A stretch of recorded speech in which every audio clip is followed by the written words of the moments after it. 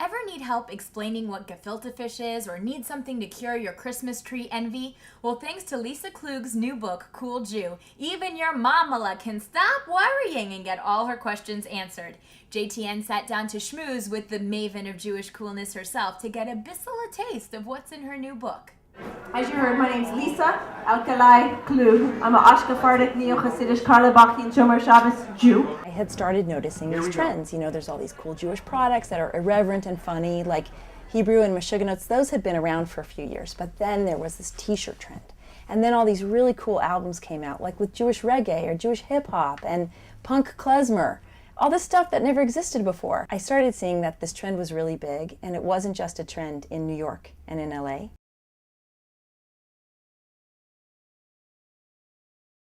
How did you organize that much information? What can people expect to learn? I started thinking about all the different aspects of Jewish life. So there's identity, life cycle, gear, half of which is food, holidays, spirituality, Jewish diversity, because we are more than just one type of people, and language. And I felt like, you know, that's 7 chapters, which is a whole perfect number in Judaism, and it's a great way to reflect who we are. They're like, cool Jew. Yeah, now that's funny. You know, my mother comes from a historic Sephardic, Ladino-speaking family. So I grew up with this, you know, appreciation of that my whole childhood. It was important for me that the book have a multicultural voice, because Yiddish is the dominant reference point for American Jews when it comes to humor and much of our culture, but that's not only who we are. So I like to call myself Ashkefardic. Right in the title, it says that this is a guide. So is it meant to be more educational or entertainment?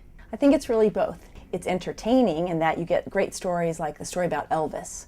You know, Elvis lived in an apartment building with a rabbi upstairs, and he used to visit that rabbi very frequently, but he wasn't just a JBA, a Jew by association.